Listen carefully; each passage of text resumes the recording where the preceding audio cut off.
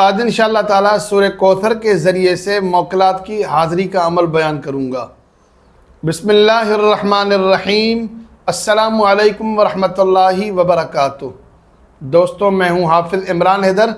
آج انشاءاللہ تعالیٰ آپ حضرات کے سامنے سورہ کوثر کے ذریعے سے موکلات کی حاضری کا عمل بیان کروں گا۔ الحمدللہ سورہ کوثر کے متعلق اعمال بیان کر رہا ہوں۔ اس سلسلے میں آج کی ویڈیو ہے ویڈیو نمبر 11، یا یوں سمجھیں کہ آج کا وظیفہ سورہ کوثر کا وظیفہ نمبر ہے 11۔ اگر آپ موکلات سے دوستی کرنا چاہتے ہیں، موکلات کو دیکھنا چاہتے ہیں، ان سے مشورہ کرنا چاہتے ہیں، یا اپنے جائز کام میں مدد حاصل کرنا چاہتے ہیں، تو آج کا عمل آپ کے لیے ہے۔ آج کے اس عمل میں کسی قسم کا حصار نہیں ہے، کسی قسم کی پرہیز نہیں ہے، کسی قسم کی پابندی نہ کھانے میں نہ پینے میں، کوئی بھی پابندی نہیں ہے۔ ہر شخص یہ عمل کر سکتا ہے، آدمی بھی کر سکتا ہے، عورت بھی عمل کر سکتی ہے۔ آج انشاءاللہ تعالی عمل بھی بیان کروں گا اور عمل سے فائدہ لینے کا طریقہ کار بھی بیان کروں گا۔ سب سے پہلے عمل کا طریقہ ذہن نشین فرمائیں۔ عمل بیان کرنے سے پہلے ریکویسٹ کرتا ہوں کہ میرے چینل کو سبسکرائب کریں، ویڈیوز کو لائک اور شیئر کریں تاکہ زیادہ سے زیادہ لوگ فائدہ اٹھا سکیں۔ عمل کا طریقہ کار یہ ہے کہ سب سے پہلے آپ غسل کریں، باوضو حالت میں، یا غسل کر لیں تو بہتر ہے۔ جب انسان غسل کرتا ہے سنت کے مطابق غسل کریں گے تو وضو بھی ہو جاتا ہے، دوبارہ آپ کو وضو کرنے کی ضرورت نہیں ہوتی۔ آپ غسل کر لیں یا وضو کر لیں، اس کے بعد خوشبو لگا لیں، مکمل تنہائی اختیار کریں، پاک صاف جگہ پر جائیں اور وہاں 2 رکعت نماز پڑھیں، نفل پڑھیں۔ 2 رکعت نفل پڑھنے کے بعد 11 بار شروع میں 11 بار آخر میں درود شریف پڑھیں، درمیان میں 1100 بار سورہ کوثر پڑھیں۔ بسم اللہ الرحمن الرحیم، انا اعطیناک الکوثر فصل لربک وانحر ان شانئک هو الابتر۔ اس سورہ مبارکہ کو 1100 بار پڑھیں گے۔ 2 رکعت نفل نماز پڑھنی ہے، 11 بار شروع میں 11 بار آخر میں درود شریف پڑھیں، درمیان میں 1100 بار بسم اللہ کے ساتھ سورہ کوثر پڑھیں گے۔ پہلی بار سورہ کوثر پڑھیں گے اعوذ باللہ بھی پڑھیں گے، دوسری بار سے جب بار بار پڑھیں گے تو آپ صرف بسم اللہ کے ساتھ سورہ کوثر کو پڑھیں گے۔ جب آپ نے عمل مکمل کر لیا تو ایک سجدہ کریں گے۔ سجدے میں جا کر اللہ تعالیٰ سے دعا کرنی ہے کہ یا اللہ مجھے سورہ کوثر کے خدام عطا فرما، ان کو میرے لیے مددگار فرما اور ان کو میرے سامنے ظاہر فرما۔ یہ آپ نے دعا کرنی ہے۔ عمل آپ روزانہ کریں، کبھی ناغہ ہو جائے کوئی مسئلہ نہیں ہے۔ کبھی آپ ظہر کے بعد کریں، کبھی آپ مغرب کے بعد کریں، کبھی عشاء کے بعد کریں، کبھی رات کو 2 بجے کریں، تہجد کے بعد کریں، صبح 10 بجے 11 بجے کر لیں، یعنی کوئی بھی اس میں ٹائم کی قید نہیں ہے۔ آپ مسجد میں کر لیں، گھر میں کر لیں، جہاں آپ کو موقع ملے اپنے گھر میں کر لیں، کسی اور کے پاس مہمان ہے وہاں کر لیں۔ کوئی کھانے میں پرہیز نہیں ہے، کوئی پینے میں پرہیز نہیں ہے، آپ کو جو بھی آسانی ہو اس عمل کو کریں۔ کب تک کرنا ہے یہ بھی پابندی نہیں ہے، 10 دن، مہینہ، 2 مہینہ، 6 مہینہ، سال، جب اللہ کو منظور ہوگا آپ کو کامیابی حاصل ہوگی۔ کامیابی کی علامات یہ ہوں گی کہ آپ کے سامنے غیبی مخلوقات ظاہر ہوں گی، ایک دم سے نہیں ہوتی، اشارے ملیں گے۔ کبھی کوئی آپ کے نام کو پکارے گا، آپ کا نام لے کر بلائے گا، کبھی آپ کو خوشبو آئے گی، کبھی جسم پر بوجھ ہوگا، کبھی جسم میں کرنٹ سا فیل ہوگا، کبھی آپ کے سامنے روشنی اور چمک نظر آئے گی۔ اس طرح کا معاملہ ہو تو آپ سمجھ جائیں کہ آپ کا معاملہ ٹھیک ہے، آپ سمجھ جائیں کہ آپ کا روحانی سلسلہ جڑ گیا ہے، کنیکٹ ہو گیا ہے، آپ کا عمل کامیابی سے پورا ہو گیا ہے۔ عمل جاری رکھیں گے، عمل بند نہیں کریں گے، لیکن ایک سگنل ہوگا، اشارہ ہوگا کہ آپ کو کامیابی مل گئی ہے یا مل رہی ہے۔ اس دوران اب آپ کام لے سکتے ہیں۔ پہلا طریقہ کار یہ ہوگا، 3 بار شروع میں درود شریف، 3 بار آخر میں درود شریف پڑھیں گے، درمیان میں سورہ کوثر 41 بار پڑھیں گے بسم اللہ کے ساتھ۔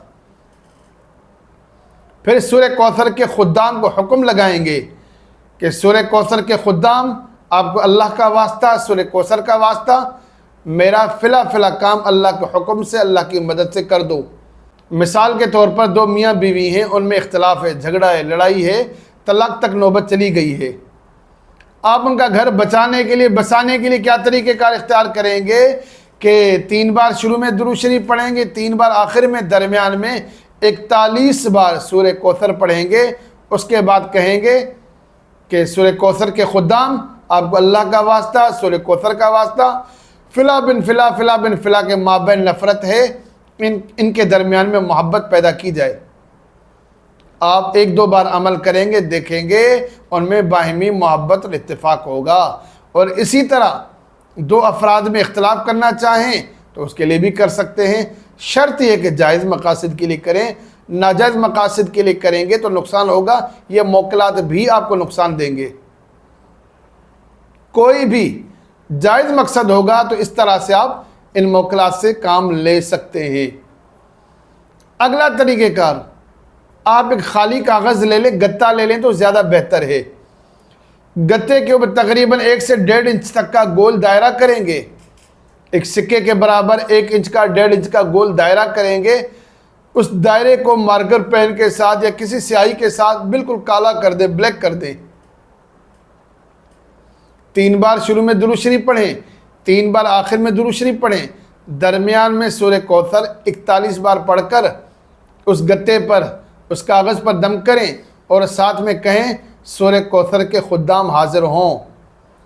کچھ عرصہ یہ عمل کریں گے، انشاءاللہ تعالی سورہ کوثر کے خدام حاضر ہوں گے اور ان سے آپ جو بھی سوال کریں گے ٹی وی اسکرین کی طرح یا موبائل اسکرین کی طرح وہ آپ کے سامنے ظاہر ہو جائیں گے، اور آپ جو ان سے سوال کریں گے آپ کو سوال کا جواب بتائیں گے، دکھائیں گے۔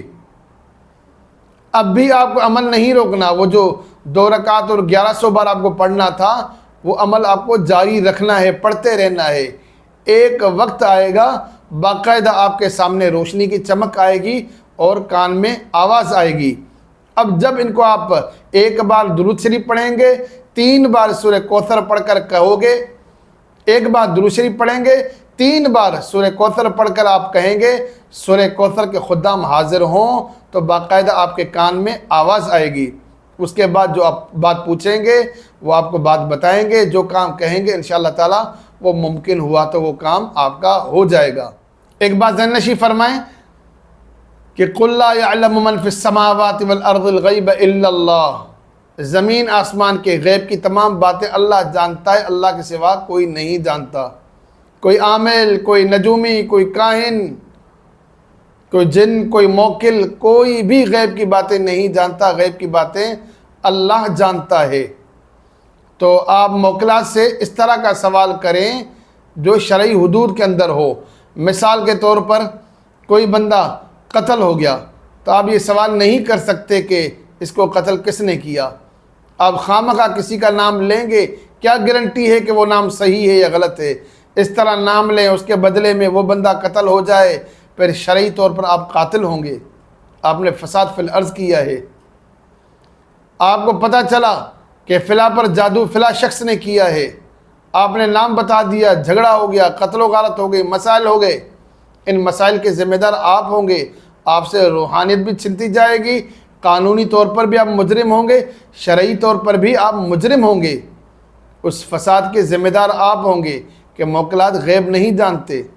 ہاں چھوٹی موٹی آپ معلومات لیں، کوئی مشورہ جس طرح لیا جاتا ہے یا کوئی روحانی رہنمائی انسان لے سکتا ہے، کسی مرض کے بارے میں کچھ لے سکتا ہے، کچھ علاج کے بارے میں لے سکتا ہے۔ جب آپ روحانیت میں آ ہی گئے ہیں تو آپ کو بخوبی پتہ ہے کہ آپ کو کس طرح کی معلومات لینی چاہیے۔ اس طرح کا کوئی کام نہ کریں جس سے انسانیت کو نقصان ہو۔ عملیات میں آنے کا مقصد یہی ہے کہ انسانیت کو فائدہ دینا۔ اگر آپ ایسا کوئی بھی کام کریں گے جس سے انسانیت کو فائدہ نہ ہو تو روحانیت میں ترقی نہیں ملے گی، آپ کو نقصان ہی ہوگا۔ دوسری بات، جیسے عمل آپ شروع کریں گے، 1100 بار عمل پڑھیں گے، درمیان میں آپ کو کسی سے بات کرنی پڑ جائے، آپ نے بات کر لی تو عمل آپ کو دوبارہ شروع سے شروع کرنا ہوگا۔ عمل کریں گے، ایک ہی محفل میں کریں گے، ایک ہی مجلس میں کریں گے، عمل آپ کو مکمل ہی پڑھنا ہوگا، درمیان میں آپ کو کسی سے بات نہیں کرنی ہے۔ اگر آپ نے بات کر لی تو عمل آپ کو دوبارہ شروع سے شروع کرنا ہوگا، ایک ہی محفل میں ایک ہی مجلس میں عمل کرنا ہے، عمل کے درمیان میں بات نہیں کرنی۔ اور بات ذہن نشین فرمائیں کہ اگر کسی عذر کی وجہ سے آپ کرسی پر بیٹھ کر عمل کرنا چاہیں تب بھی آپ عمل کر سکتے ہیں۔ قضاء حاجت کے لیے آپ کو واش روم جانا پڑے، آپ چلے جائیں، جہاں آپ نے عمل چھوڑا تھا وہیں سے عمل آپ دوبارہ سے شروع کر لیں، کسی سے بات نہ کریں۔ اگر آپ نے بات کر لی ہوگی تو دوبارہ پھر عمل شروع کرنا ہوگا۔ اس عمل کے متعلق کوئی بھی آپ کا سوال ہو تو کمنٹس میں ضرور پوچھیں، انشاءاللہ تعالیٰ آپ کو جواب دوں گا۔ اور میرے اس عمل کی اور تمام اعمال کی آپ کو اجازت ہے، جائز مقاصد کے لیے کیا کریں، خلق خدا کو فائدہ پہنچایا کریں۔ آخر میں ریکویسٹ کرتا ہوں کہ میرے چینل کو سبسکرائب کریں، میری ویڈیوز کو لائک اور شیئر کریں تاکہ زیادہ سے زیادہ لوگ فائدہ اٹھا سکیں۔ السلام علیکم ورحمۃ اللہ وبرکاتہ۔